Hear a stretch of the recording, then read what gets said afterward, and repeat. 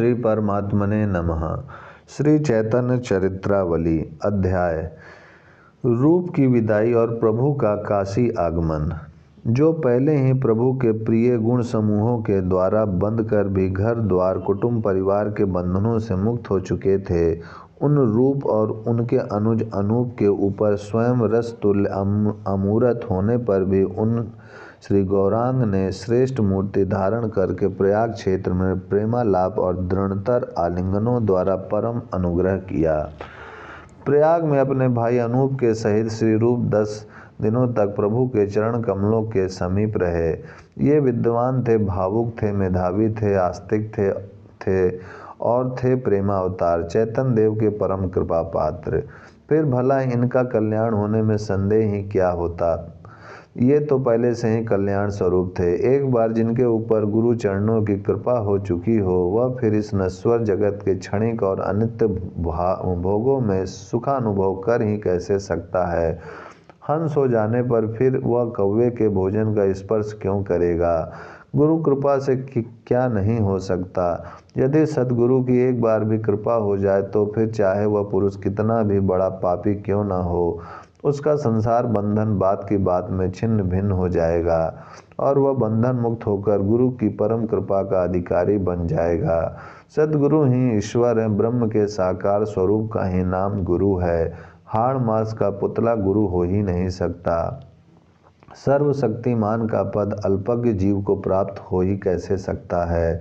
श्री रूप की दृष्टि में चैतन्य देव हाड़ मास के शरीरधारी जीव नहीं थे। वे तो उनके लिए प्रेम के साकार स्वरूप थे, सविशेष ब्रह्म थे। उन्होंने महाप्रभु को अवतारी सिद्ध करने की चेष्टा कहीं नहीं की है। अपने गुरु को श्री कृष्ण का विग्रह समझकर ही उन्होंने कृष्ण की लीलाओं का कथन किया है।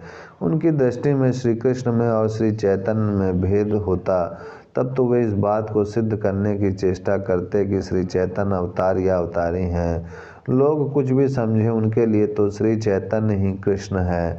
वास्तव में यह बात सत्य ही है। जहाँ भेद बुद्धि है वहीं इस बात का आग्रह किया जाता है कि ये ऐसे नहीं ऐसे हैं। श्री रूप की दृष्टि में भेदभाव नहीं था, तभी तो वे भक्ति रस अमृत सिंधु के मंगलाचरण में लिखते हैं, जिन्होंने सामान्य कंगाल रूप मुझ रूप के हृदय में भक्ति ग्रंथ लिखने की प्रेरणा की, उन्हीं श्री हरि रूप श्री चैतन्य चरण कमलों की मैं वंदना करता हूँ। इन 10 दिनों में ही प्रयाग में रहकर मेधावी श्री रूप ने प्रभु से भक्ति के अत्यंत गुण रहस्य को समझ लिया और उसी का आपने अपने अनेकों ग्रंथों में वर्णन किया है। महाप्रभु इनके हृदय की सच्ची लगन को जानते थे, इसीलिए इन्हें वैराग्य का उपदेश करते हुए कहने लगे, रूप देखो, यह संसार विषय भोगों में कैसा पागल बना हुआ है। पद प्रतिष्ठा, पैसा, पुत्र, परिवार तथा प्रेम पदार्थों की प्राप्ति की चिंता में ही यह अमूल्य जीवन बर्बाद हो जाता है। कामनी, कांचन और कीर्ति, इन 3 रस्सियों ने ही जीव को कस कर बांध रखा है। इनके कारण यह तनिक भी इधर उधर हिल डुल नहीं सकता। भगवान की प्राप्ति का मार्ग इन तीनों से दूसरी ही ओर है। इन तीनों का मन से जब पुरुष त्याग कर देता है तब तो वह उस मार्ग की ओर जाने का अधिकारी होता है। जिन्हें इन तीनों में सुख का अनुभव होता है उन्हें भक्ति कहाँ, प्रभु प्रेम कैसा। वे तो प्रभु के बारे में बातें करने के क्या एक शब्द कहने के भी अधिकारी नहीं है। जो स्वयं बंधा पड़ा है उसका बिना देखे मार्ग का वर्णन करना केवल विनोद ही है। बिना चाखे कोई अमृत का स्वाद बता सकता है। चाखने पर भी लोग ठीक कहने में समर्थ नहीं होते, तब सुनकर कोई कह ही क्या सकता है। रूप तुम सोचो तो सही, जिस स्त्री के पीछे संसार पागल हो रहा है वह वास्तव में है क्या। इन्हीं पंचभूतों की एक पुतली है। किसी सुंदर से सुंदर स्त्री को एकांत में ऐसी हालत में देखो जब उसे संग्रहणी का रोग हो गया हो और उसके पास सेवा करने के लिए कोई भी मनुष्य ना हो, तुम देखोगे उसके संपूर्ण शरीर से दुर्गंध उठ रही होगी। वस्त्रों को छूने की तबीयत न चाहेगी। उसकी नासिका में से गाढ़ा गाढ़ा मल निकल रहा हुआ होगा। निरंतर सोच जाने से उसका गुलाब के समान मुख पिचक कर पीला पड़ गया होगा। आंखें भीतर धंस गई होंगी, स्तन ढीले और बुरे हो गए होंगे। आँखों के दोनों ओर मल भर रहा होगा, पेट सिकुड़कर पीठ में लग गया होगा, मूत्र और पुरुष से उसकी जांघें सन गई होंगी, जिनकी ओर देखने से ही फुरहुरी आ जाती होगी, नख पीले पड़ गए होंगे, मुख में से बदबू उठ रही होगी और वाणी में गहरी वेदना और करुणा आ गई होगी। आज से 4 दिन पहले उसका पति उसे सर्वस्व समझकर उसके आलिंगन में महान से महान सुख का अनुभव करता होगा। वही ऐसी दशा में उसका आलिंगन करना तो दूर रहा, पास भी नहीं बैठ सकता। जो रूप इतना विकृत हो सकता है, जिसका सौंदर्य पेट में भरे हुए दुर्गंध युक्त मल के ही निकल जाने से ही क्षण भर में नष्ट हो सकता है, उसमें सुख की खोज करना और उसी को जीवन का परम सुख समझकर उसकी प्राप्ति के लिए पागल होना कैसी भारी मूर्खता है। अरे इस पंचभूत के बने हुए और 9 छिद्रों वाले मल मूत्र से भरे हुए शरीर में सुख कहाँ, शांति कहाँ, सौंदर्य और आनंद कहाँ। वह तो उस ब्रह्मानंद के आनंद की छाया मात्र थी, जो विकृति होने से कुरूपता को प्राप्त हो गई।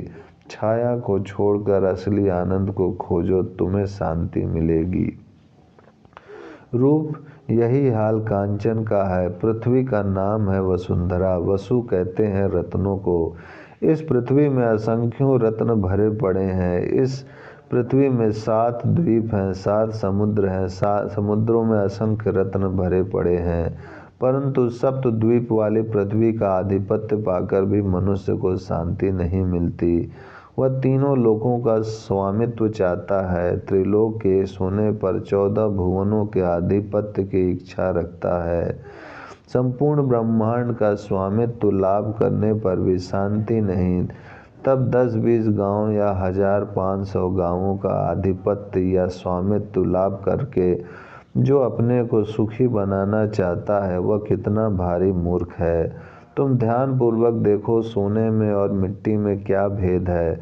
जैसे पृथ्वी में से सफ़ेद मिट्टी, पीली मिट्टी, हरी मिट्टी और काली मिट्टी स्थान भेद से निकलती हैं, वैसे ही सोना चांदी भी पीली और सफ़ेद मिट्टी ही हैं। तुमने उसमें श्रेष्ठपना भाव उपस्थित कर रखा है, तो वह श्रेष्ठ है। स्वयं ही तुमने उसे श्रेष्ठ बनाया है और फिर स्वयं ही उसकी प्राप्ति के लिए पागल बनकर प्रयास कर रहे हो। छाया का तुमसे अलग भिन्न अस्तित्व नहीं, छाया तुम्हारे शरीर की ही है। अब तुम ब्रह्मवसु छाया को पकड़ने दौड़ो तो कितना भी प्रयास क्यों ना करो, छाया तुम्हारे हाथ कभी भी ना आवेगी। भला पीछे दौड़ने से कहीं छाया पकड़ी जा सकती है? छाया का अस्तित्व तो तुमने पृथक मान लिया है। जब तुम छाया को अपनी ही समझकर छोड़कर भागो, तो फिर वह तुम्हारा पीछा करेगी। तुम्हें छोड़कर वह जा ही कहाँ सकती है। मेरी बात को समझे? रूप ने धीरे से कहा, हाँ प्रभु, कुछ समझा। यही कि वास्तव में सोने में ना तो श्रेष्ठत्व है और ना मिट्टी में कनिष्ठत्व। श्रेष्ठत्व और कनिष्ठत्व हमारे ही हृदय में है, जिसे जब चाहे छोटा मान लें और जब मानना चाहे तब बड़ा मान लें। प्रभु ने कहा, हाँ ठीक है। अच्छा, इसे यूँ समझो, जैसे तुम अब तक रुपए को ही श्रेष्ठ मानते थे। उसकी प्राप्ति के लिए तुम हुसैन शाह के दरबार में रहते थे। हुसैन शाह जाति का यवन था, तुम ब्राह्मण थे। वह स्वामी द्रोही कृतघ्न था, तुम धर्मपूर्वक जीवन निर्वाह करने वाले थे। वह मूर्ख था, तुम पंडित थे। वह प्रमादी था, तुम जागरूक थे। वह अधर्मी था, तुम धर्मात्मा थे। सभी बातों में वह तुमसे हीन था, तुम उससे श्रेष्ठ थे, किंतु तुम उसके बराबर संपत्तिशाली नहीं थे। तब तक तुम धन संपत्ति को ही सर्वश्रेष्ठ सुख का साधन समझते थे। इसीलिए अपनी कुलीनता, विद्वता, धार्मिकता, जागरूकता आदि सभी को तुच्छ समझकर उस मूर्ख के सामने सदा थर-थर काँपते हुए डरे से खड़े रहते थे। अब जब तुम्हें पता चल गया कि धन संपत्ति में सच्चा सुख नहीं है, तब जो धन संपत्ति तुमने पसीने की जगह खून बहाकर पैदा की थी, उसे भक्ति मार्ग में प्रवेश करते ही मिट्टी की तरह लुटाकर चले आए। क्यों, ठीक है ना? धीरे से रूप जी ने कहा, हाँ प्रभु, वे रुपए मुझे बाहर से मालूम पड़ते थे। एक दिन में ही जैसे तैसे मैंने उन्हें लुटा पुटा कर किसी तरह अपना पिंड छुड़ाया। प्रभु ने उसी स्वर में श्री रूप जी के हाथ को अपने हाथ में लेकर कहा, अच्छा तो अब तुम ही सोचो, रुपए में बड़प्पन है। हुसैन शाह से तुम डरते नहीं थे, इस बात से डरते थे कि कहीं हमारी रुपयों की प्राप्ति में विघ्न न हो जाए। अब जब तुम्हें धन संपत्ति की तुच्छता का बोध हो गया तो एक हुसैन शाह क्या, लाख हुसैन शाह आ जाएं तो भी तुम उनसे नहीं डरोगे, क्योंकि जिस कारण से डर होता था वह कारण तो नष्ट हो गया। इस प्रकार विष की बेल को उखाड़ देने पर फिर उस पर लगने वाले दुखदायी फलों से लोगों के मरण का भय नहीं होता, उसी प्रकार हृदय में से धन संपत्ति की श्रेष्ठता निकाल देने पर फिर किसी के सामने दीन होना या गिड़गिड़ाना नहीं पड़ता। जब तक हम लोगों को गुणों के कारण बड़ा न मानकर धन होने के कारण बड़ा आदमी मानते हैं और इसी कारण धनिकों का आदर करते हैं, तब तक समझो कि धन को ही सुख साधन समझने की आसुरी वृत्ति हमारे हृदय में विद्यमान है। जिसकी दृष्टि में धन का कोई विशेष महत्व नहीं, जो धन को भी पृथ्वी का एक विकार समझता है, वह किसी के सामने क्यों गिड़गिड़ाने लगा। उसकी दृष्टि में धनी गरीब सभी समान हैं। धन की तृष्णा ही गरीब अमीर का भेदभाव पैदा कर देती है। जब हृदय में किसी से कुछ लेने की इच्छा ही नहीं, तब जैसा ही धनी वैसा ही गरीब। मनसी च परितुष्टे को अर्थवान को दरिद्र, यही दशा कीर्ति की है। कीर्ति भी धन की तरह अनित्य और तुच्छ ही है। वास्तव में तो इसे धन का ही एक अंग समझना चाहिए। धन और कीर्ति प्रयत्न करने से थोड़े ही मिलते हैं, ये तो पूर्व जन्मों के कर्मों के अनुसार प्राप्त होते हैं। जड़ भरत की तरह असंख्यों ज्ञानी पागलों की तरह जीवन बिताकर मुक्त हो गए होंगे, उनका नाम कोई नहीं जानता। जड़ भरत के भाग में ही अवधूत पने का आदर्श उपस्थित करने वाली कीर्ति बधी थी। बहुत से धनिक एकदम मूर्ख थे। अच्छे विद्वान धन के लिए प्रयत्न करते रहते हैं, उन्हें उतना धन प्राप्त ही नहीं होता। तभी तो कहा है, भाग्यम फलति सर्वत्र न विद्या न च पौरुषम, अर्थात सर्वत्र भाग ही फलीभूत होता है, विद्या और पुरुषार्थ से ही सब कुछ नहीं हो जाता। जब धन तथा कीर्ति हमें भाग्य के ही अनुसार प्राप्त होगी, तब कीर्ति के लिए प्रयत्न करना मूर्खता है। कीर्ति की इच्छा करके हम वासना जन्य एक नए पाप की ओर सृष्टि करते हैं। इसीलिए जो कीर्ति के लिए प्रयत्न करते हैं वे मूर्ख हैं। भला जिन्होंने 14 भुवन वाले अनेक ब्रह्मांडों का आधिपत्य किया, ऐसे असंख्यों ब्रह्मा उत्पन्न हुए और नष्ट हुए, उनका कोई नाम भी नहीं जानता। तब यह क्षुद्र प्राणी अपनी कीर्ति को अमर बनाने के लिए बाग बगीचा और कूप मंदिर बनाकर ही अपने नाम को अक्षुण्ण रखना चाहता है। वह कितना भारी मूर्ख है। भाई, कीर्ति तो पतिव्रता है, वह पुंसचली स्त्री नहीं है। उसने तो एक ही पुरुष श्री हरि को वरण कर लिया है। इसीलिए तुम उसकी आशा को छोड़ दो, छोड़ दो, छोड़ दो। तुम्हें कीर्ति नहीं मिल सकती, नहीं मिल सकती, नहीं मिल सकती। कीर्ति के पति वे ही श्री हरि हैं। इसीलिए उन्हीं की कीर्ति का कथन करने में कल्याण है। यदि तुम्हें कीर्ति बढ़ानी ही है तो श्री हरि की कीर्ति बढ़ाओ। तुम इस कीर्ति को धारण करो कि हम कीर्तिपति के कीर्तनीय सेवक हैं।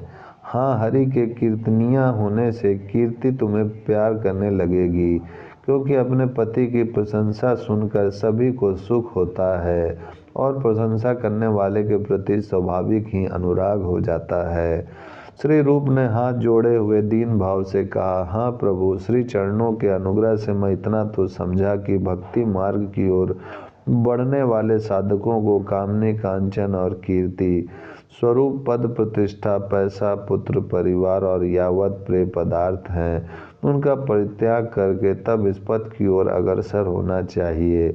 अब मैं कुछ साधन तत्व समझना चाहता हूँ।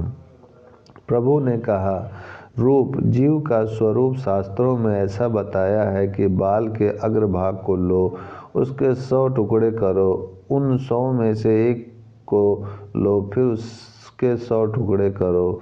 उससे भी सूक्ष्म जीव का स्वरूप है, अर्थात जीव अति सूक्ष्म है। जीव इस चराचर विश्व में समान रूप से व्याप्त है। एक तिल रखने योग्य भी ब्रह्मांड में जगह नहीं है जहाँ जीव न हो। अब जीव के दो भेद हैं, एक जड़ दूसरा चेतन अथवा स्थावर जंगम। पत्थर लकड़ी आदि स्थावर हैं और हलचल या क्रिया करने वाले जंगम कहलाते हैं। स्थावर से जंगम श्रेष्ठ माने गए हैं। जंगमों में हाथी घोड़ा आदि समझदार जानवर श्रेष्ठ हैं, उसमें भी मनुष्य श्रेष्ठ है। मनुष्यों में ब्राह्मण और ब्राह्मणों में भी विद्वान, विद्वानों में भी परिष्कृत बुद्धि वाला श्रेष्ठ है। उनमें भी सत आचरणों को अपने जीवन में परिणत करने वाला कर्ता श्रेष्ठ है, और उन कर्ताओं में से भी वह श्रेष्ठ है जिसे ब्रह्म ज्ञान हो गया हो।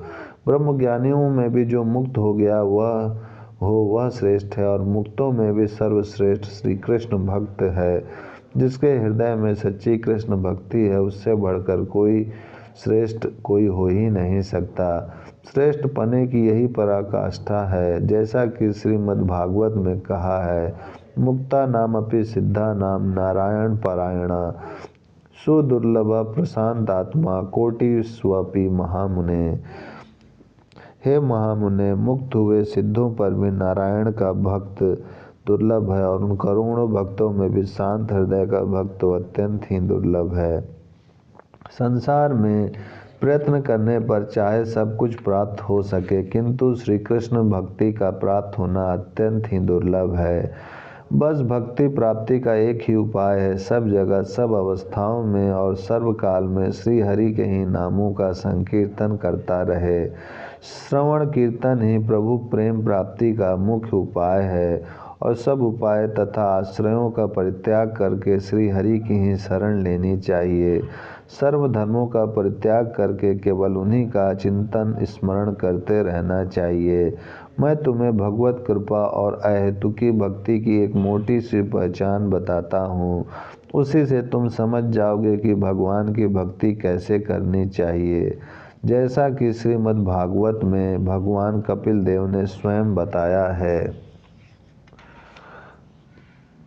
प्राणी मात्र की हृदय रूपी गुहा में रहने वाले मुझ सर्वंतर्यामी ईश्वर के भक्त वत्सलता आदि गुणों के श्रवण मात्र से ही बिना किसी रोक टोक के जिस प्रकार गंगा जी का प्रवाह समुद्र की ओर बहता रहता है, उसी प्रकार उनके मन की गति मेरी ही ओर बहती रहे, तो समझना चाहिए कि उसे एकांतिकी या अहेतुकी भक्ति प्राप्त हो चुकी है।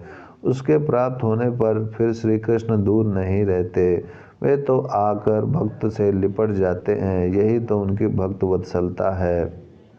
आरंभ में साधन भक्ति होती है, साधन भक्ति से रति भक्ति होती है, और रति भक्ति से शुद्धा भक्ति या प्रेमारूपा भक्ति होती है। रति भक्ति के 5 भेद भक्ति शास्त्रों में बताए गए हैं। उनके नाम शांति रति, दास्य रति, साख्य रति, वात्सल्य रति, मधुर रति इस प्रकार हैं। शांत रस के उपासकों में उदाहरण स्वरूप सुखदेव और जनक जी के नाम लिए जा सकते हैं। दास रस के उपासक अनेक भक्त हैं। व्रज के ग्वाल बाल तथा अर्जुना आदि साख्य रति के उदाहरण हैं। नंद यशोदा देवकी और वासुदेव आदि को वात्सल्य रति के उपासक समझिए। मधुर रस की उपासना में व्रज की गोपियाँ ये सर्वश्रेष्ठ समझी जाती हैं। वैसे ही रुक्मणी आदि हजारों रानियाँ तथा लक्ष्मी आदि इसकी उदाहरण स्वरूपा हैं। शांत रस में अपने को छोटा मानने की भावना है। दास में अपने को छोटा समझकर विविध प्रकार से अपने सेवकी सेवा चाकरी करने की इच्छा होती है। साख्य रति का उपासक अपने को छोटा भी मानता है, सेवा भी करता है, किंतु उपास्य के सम्मुख निसंकोच भाव से बर्ताव करता है। वह शांत और दास्य के उपासकों की भांति डरता सा नहीं रहता। वात्सल्य रूप से उपासना करने वाले मन मन में अपने प्रिय को ही श्रेष्ठ समझते हैं, ऊपर से व्यक्त नहीं रहते। सेवा भी वे करते हैं और निसंकोच भी रहते हैं, किंतु उनमें इन तीनों उपासकों की अपेक्षा अपने सेव के प्रति एक स्वाभाविक ममता भी होती है। यही इस रस में विशेषता है। कांत भाव में ये पांचों ही बातें हैं। सेवकों मन से बड़ा भी मानते हैं, सेवा करने की भी उत्कंठ इच्छा रहती है, उसके सामने किसी प्रकार का संकोच भी नहीं होता, प्रगाढ़ ममता भी होती है और अपने शरीर तथा शरीर की संपूर्ण क्रियाओं और चेष्टाओं को प्यारे के ही लिए समर्पित कर दिया जाता है। इसीलिए यह कांता भाव ही सर्वश्रेष्ठ है। इस उपासना के उपासक करोड़ों में क्या संख्यों में कोई एक होते हैं। शांत साख्य आदि के उपासक ही जब दुर्लभ हैं, तब कांता भाव के उपासकों के लिए तो कहना ही क्या। यह मैंने तुमसे भक्ति का तत्व बहुत ही संक्षेप में कहा है। तुम बुद्धिमान हो, कवि हृदय के हो, सरस हो, भगवत कृपा के अधिकारी हो, अतः इन भावों को विस्तार के साथ वर्णन करके भक्तों के सम्मुख रखना। अब मैं कल वाराणसी जाने के लिए सोच रहा हूँ। प्रभु के चरणों में प्रणाम करते हुए गदगद कंठ से श्री रूप ने कहा, प्रभु मैं कृतकृत हुआ। मुझे विश्व ब्रह्मांड के आधिपत्य से भी जितनी प्रसन्नता ना होती उतनी आज प्राप्त हुई है। अब मेरे लिए क्या आज्ञा होती है। श्री चरणों के सन्निकट निवास करने की मेरी बड़ी उत्कंठ इच्छा है, जैसी आज्ञा हो। प्रभु ने कहा, रूप तुम समर्थ हो, तुम्हें मेरी संगति की अब विशेष आवश्यकता नहीं। इस समय तुम सीधे श्री वृंदावन जाओ और वहाँ के सभी तीर्थों की यात्रा करके जहाँ तक बन पड़े लुप्त तीर्थों के प्रकट करने की कोशिश करो।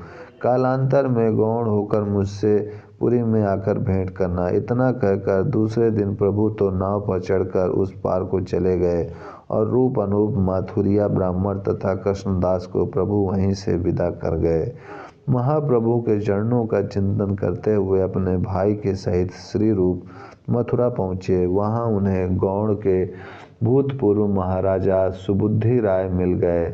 उनके संबंध में हम पुस्तकें आदि में ही बता चुके हैं कि वे लकड़ी बेच-बेचकर 1 पैसे के चनों में निर्वाह करते, शेष पैसों से बंगाली साधुओं की सेवा करते। बंगाल में स्नान से पूर्व तेल लगाने की प्रथा है, तेल के बिना वहाँ स्नान ही ठीक नहीं समझा जाता। सुबुद्धि राय उन पैसों से तेल खरीदकर साधुओं को देते तथा उन्हें दही चूरा भी खिलाते। सहसा विश्रांत घाट पर उनकी श्री रूप और अनूप इन दोनों भाइयों से भेंट हो गई। सुबुद्धि राय ने इन दोनों भाइयों का वे जैसे वे कर सकते थे स्वागत सत्कार किया और फिर इनके साथ वे ब्रज के बाहर वन तथा उपवनों में भी पैदल यात्रा करने के लिए गए। विधि का विधान तो देखिए, कल तक जो एक महाराजा थे और एक महामंत्री, वे दोनों ही आज भिखारी के वेश में घर घर से टुकड़े मांगते हुए साधु वेश में फिर रहे हैं। जिनके आश्रय से हजारों पंडित और विद्वानों का निर्वाह होता था, वे ही आज एक टुकड़ा रोटी के लिए एक कंजूस गृहस्थी के द्वार पर खड़े खड़े प्रतीक्षा करते हैं कि संभव है अब कोई घर से निकलकर टुकड़ा डाले। विधाता सचमुच भाग्य का खेल बड़ा ही विलक्षण है। इसी विधि की विडंबना को दुर्लक्ष्य करके किसी कवि ने कैसा सुंदर मार्मिक वचन कहा है। जाता सूर्य कुल्ले पिता दशरथा, छोड़े भुजा मम अग्रणी, सीता सत्यपरायणा, प्रणयनी यस्यानुजो लक्ष्मणा। सर्वश्रेष्ठ सूर्य कुल में जिनका जन्म हुआ, महाराजाओं के भी पूजने चक्रवर्ती दशरथ जी जिनके पिता थे, सत्य में निष्ठा रखने वाली त्रैलोक में अद्वितीय रूप लावण्य युक्त पति परायणा सीता जी जिनकी पत्नी थीं, युद्ध में यमराज के समान साहस करने वाले सूरवीर और पराक्रमी लक्ष्मण जी जिनके छोटे भाई थे, जिनके समान त्रिलोकी में कोई धनुर्धारी सूर नहीं था, ऐसे रामचंद्र जी स्वयं साक्षात विष्णु के अवतार थे। उन श्री रामचंद्र जी की भी जिस विधि ने वंचना की, जिन्हें भी 14 वर्ष विपत्तियों को झेलते हुए कुछ कंटकाकीर्ण वनों में फिरना पड़ा, तो फिर अन्य लोगों की तो बात ही क्या है। हे देव, तुम्हारे चरणों में हमारा नमस्कार है। वस्तुतः भगवान श्री रामचंद्र जी के संबंध में यह कथन कवि विनोद ही है। इधर महाप्रभु अपने भक्तों से विदा होकर गंगा जी के किनारे किनारे श्री वाराणसी क्षेत्र में पहुँचे। नगर के बाहर ही उन्हें चंद्रशेखर जी मिल गए। प्रभु को देखते ही उन्होंने भूमि पर लौटकर प्रभु को प्रणाम किया। महाप्रभु ने उनका आलिंगन करते हुए प्रेम पूर्वक पूछा, चंद्रशेखर तुम यहाँ कहाँ? तुम्हें कैसे पता चला कि मैं आ जाऊँगा? चंद्रशेखर जी ने कहा, प्रभु कल रात्रि में मैंने स्वप्न देखा था कि आप आज काशी जी में आ गए हैं, इसीलिए खोज में आया था। यहाँ आते ही सहसा श्री चरणों के दर्शन हो गए। अब मेरी कुटिया को अपनी चरण रस से कृतार्थ कीजिए। वैद्य चंद्रशेखर के आग्रह से प्रभु उनके घर गए। समाचार पाते ही तपन मिश्र, उनके पुत्र रघुनाथ, वह मरहटा ब्राह्मण तथा और भी बहुत से भक्त प्रभु के दर्शनों के लिए आ गए। तपन मिश्र ने दोनों हाथों की अंजलि बांधकर प्रभु से प्रार्थना की कि प्रभु जब तक काशी में निवास करें तब तक मेरे ही घर भिक्षा करें। प्रभु ने मिश्र जी की विनती स्वीकार कर ली और आप चंद्रशेखर वैद्य के घर पर ही रहने लगे। रहते यहाँ थे और भिक्षा करने तपन मिश्र के यहाँ चले जाते थे। इस प्रकार महाप्रभु लगभग 2 मास तक काशी जी में ठहरे। यहीं श्री रूप के भाई सनातन जी प्रभु से आकर मिले, जिनका वृत्तांत आगे अध्याय में पाठकों को मिलेगा। ओम शांति शांति शांति।